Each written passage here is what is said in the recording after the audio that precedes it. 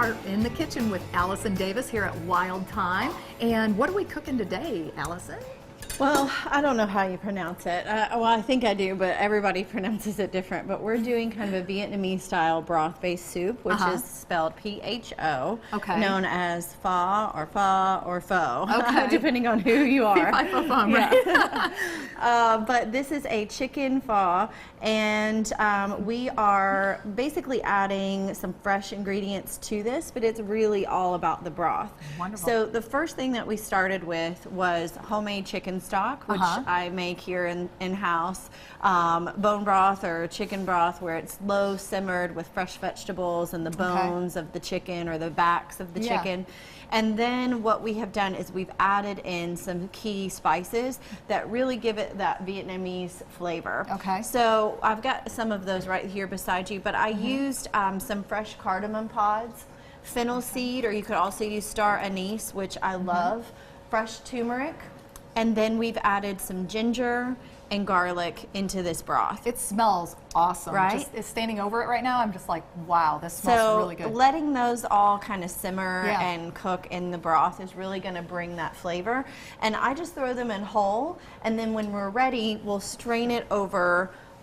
These are rice vermicelli noodles. So you can pick these up pretty much anywhere, any grocery store. These are just the brown rice noodles.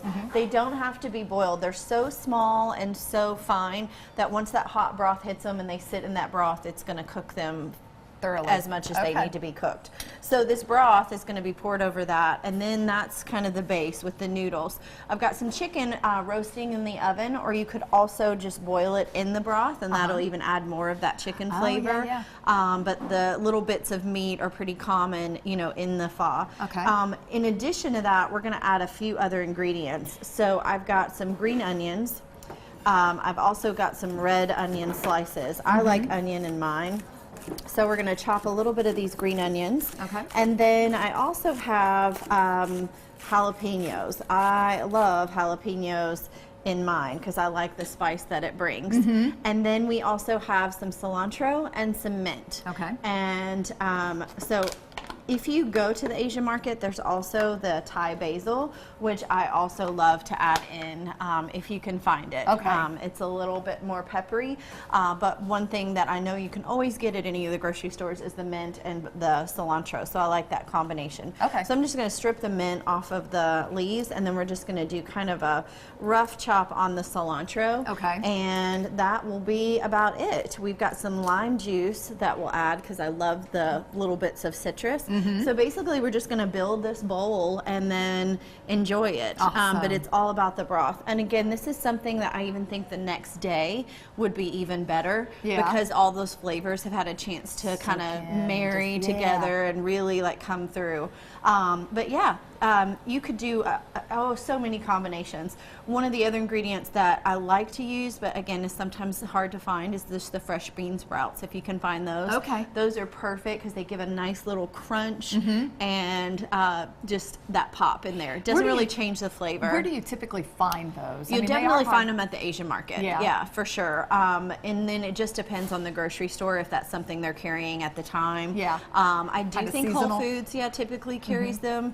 I'll have to check with Fresh Time Market and some others. I don't think that you can find them at Trader Joe's, but again, it's I think seasonal, or it depends on the time of the year and just if that's something that they are using quite often. Interesting, okay. So let's take this broth, and you'll see all those spices that are in there. It's been simmering a bit, and we're gonna just pour that on those noodles. Yum. Yeah. Oh, I also put a cinnamon stick in there. I forgot about that. Yeah, so you just flopped out. The recipe will be online, but yes, definitely. You see all that bright yellow color that's in there? That's coming from the turmeric. Turmeric has such great medicinal value as well, and so. But it also adds that bright, like, kind of yellow color. Right. So I'm adding these things in raw. I'm not sautéing them because they're going to kind of soften up in the hot broth. Very good. Yeah. And so we'll add that fresh mint in there. And it's good to go. I think I prefer like a little bit of a chiffonade. Yeah. You know, just a quick little rough chop. I don't like Still to kind bite. of chunky, not yeah, too. I don't like to bite right into Gotcha. a whole mint leaf. Gotcha. Well, I'll tell you, for this recipe and many other recipes, go to our website at wtbq.com/Midday Kentucky.